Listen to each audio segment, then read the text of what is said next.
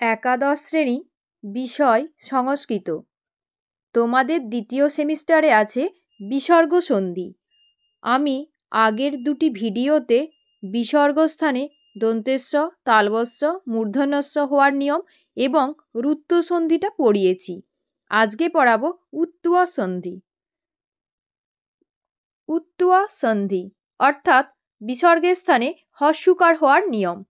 যদি অকারের পর বিসর্গ থাকে এবং পরে অকার থাকে তাহলে বিসর্গস্থানে প্রথমে রু অর্থাৎ রুত্তুয়া হয়, তারপর এই রু স্থানে হস্যকার আসে। এরপর বিসর্গের আগের অকার এবং বিসর্গের হস্যকার গুণসন্ধির নিয়মে ওকার হয়। এই ওকার পূর্ববর্ণে যুক্ত হয় আর বিসর্গের পরবর্তী অকার লুপ্ত হয়। লুপ্ত অকারের চিহ্নস্বরূপ, দেখো চিহ্নটা দেখিয়েছি, হয়ের মতো দেখতে এরূপ চিহ্ন থাকে।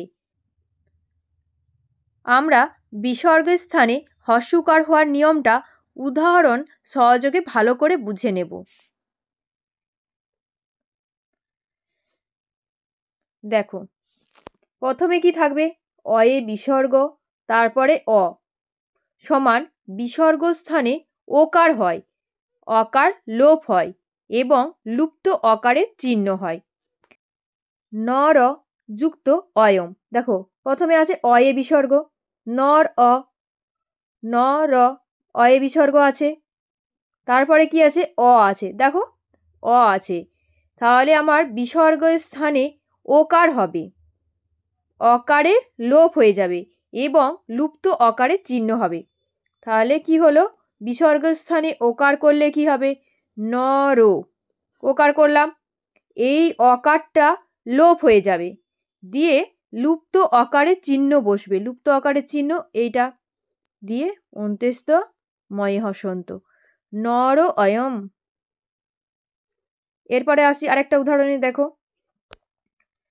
প্রথম অধ্যায়, দেখো প্রথম অয়ে বিসর্গ আছে, তারপরে অ আছে, তাহলে বিসর্গ স্থানে ওকার হবে,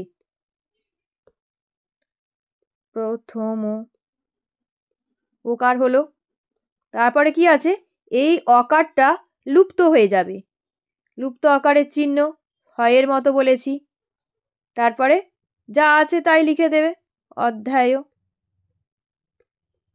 অটা লুপ্ত হয়ে গেল, ধ্যায়, প্রথম অধ্যায়।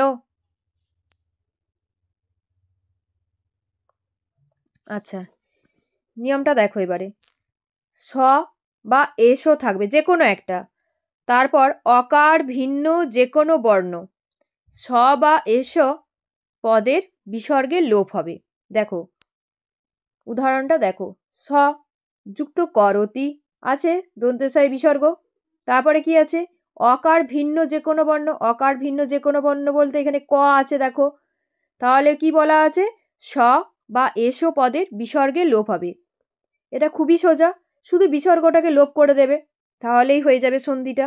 দেখো এস আছে, হসতি আছে, অকার ভিন্ন যে কোনো বর্ণ, হ আছে, তাহলে স বা এসো পদের বিসর্গের লোপ করে দাও, তাহলে এসো হসতি বিসর্গের লোপ করলে হবে এসো হসতি। আ বা ভো যুক্ত স্বরবর্ণ, বর্গের তৃতীয় বর্ণ, চতুর্থ বর্ণ, পঞ্চম বর্ণ, অন্ত্যেস্ত জ ব র ল হ থাকে, তাহলে কি হবে, ভো শব্দের বিসর্গ বা আকারের পরবর্তী বিসর্গের লোপ হবে, লোপের পর আর সন্ধি হবে না। আমরা আগের সন্ধিতে জেনেছি যে বর্গের তৃতীয়, চতুর্থ, পঞ্চম বর্ণ বলতে কোন কোন বর্ণগুলোকে বোঝায়।